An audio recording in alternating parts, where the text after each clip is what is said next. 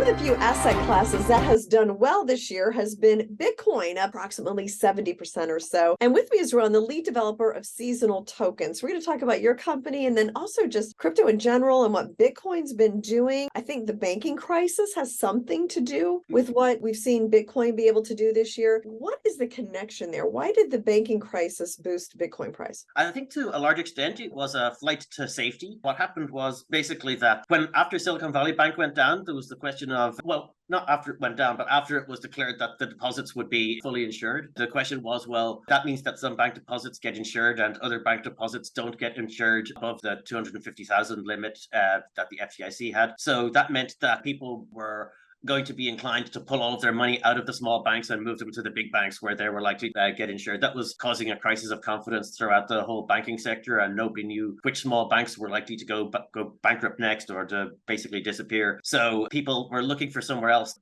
put their wealth to keep it safe. And I suppose there's some kind of an irony here, because it's been said, especially by people in the banking industry, that crypto is risky, that the price of Bitcoin might drop to zero and you might get nothing. But what we've seen with the banking crisis is that there's a similar risk with the banks. You could leave your money in the bank and then get nothing. Well, only get 250K. You get 250,000, right? So how has this crisis impacted just crypto in general? You've seen Bitcoin respond positively, but what about crypto in general? What about seasonal tokens? Yeah, so I think the whole market responds along with the price of Bitcoin. It kind of drags everything else along with it. And with seasonal tokens in particular, the price tends to track the price of Ethereum, because that's the blockchain that it's deployed on, and that's the main asset that it's traded against. So what we've seen is Bitcoin has gone up 70%, and then Ethereum has gone up correspondingly, and that's dragged seasonal tokens up as well. And there's also been, I guess, a new attitude of investors towards Bitcoin. Now it's kind of perceived to play a role, or to be able to play a role as a safe haven, whereas previously it was considered to be a risk asset. And what we've seen is, with anticipation of lower interest rates, or at least like a pause in the rate of interest rate hikes, when that happens, it's good for risk assets. And Bitcoin has responded well to that. And it's also kind of playing a role as a safe haven. So it's simultaneously being both a risk asset and a safe haven, and it's benefited from that quite a lot. Yeah, I can see that's very interesting. And crypto's also been really sensitive to the interest rates, as you mentioned, but also regulation. I mean, it still feels like that's so kind of unknown. We've seen some crackdowns on celebrities and things like that. So what's your opinion of where all that stands right now? Yeah, it's not entirely clear. So the SEC has been very aggressive lately. It recently sent a Wells notice, I think, to Coinbase, essentially saying that they may be taking enforcement action against Coinbase soon. And essentially, they're also declaring lots of things to be securities. And there was a statement recently from the chairman, Gary Gensler, saying that practically all crypto tokens out there are securities. And that means that they're essentially, because they're being traded on exchanges around the world, that means that they're unregistered securities, and they could have enforcement actions taken against them. So if you look at the statements coming out of the SEC, it sounds like they're about to crack down on the entire kind of crypto economy very widely. But at the same time, Coinbase is kind of fighting back. They're saying that they intend to fight it in court. We can see how that works out. If a court rules that the SEC is overreaching, then that could provide some relief for crypto investors. But if the SEC wins a case against Coinbase, then that could have a very depressing effect on the whole economy.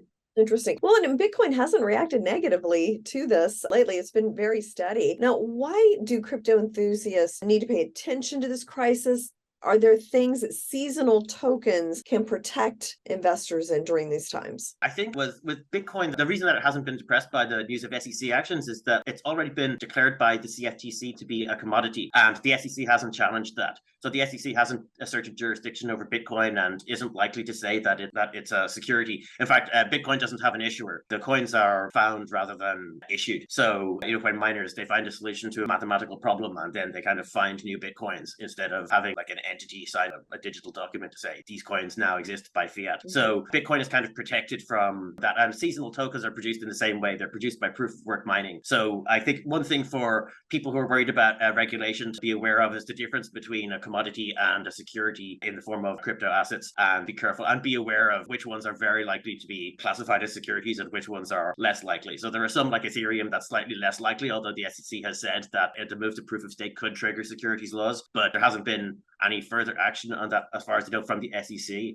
Although I think recently the New York Attorney General's office, they did start an action against KuCoin, and they said that Ethereum was a security because of the prominent role of Vitalik Buterin and the other developers, that people who were investing in Ethereum Ethereum were essentially expecting profit based on the efforts of others, because there's ongoing development of the Ethereum protocol. In fact, they have a series of very ambitious changes lined up for the next few years to try to increase the transaction bandwidth and reduce the gas costs. And because investors in Ethereum are likely to think that, well, we're relying on the development efforts of this team, that it is a security. It's not just buying a commodity, but it's saying, I think this is a good team and they're going to perform well. Interesting. They really got to figure this out. They've been talking about it for as long as I've been following crypto. So what's next for seasonal tokens? Seasonal tokens is kind of in a different position to Bitcoin or Ethereum, because Bitcoin and Ethereum, they both have development teams that are kind of doing ongoing development and improving the protocol and making changes. With seasonal tokens, they're smart contracts. They've already been deployed and they can't be changed. So there's no further development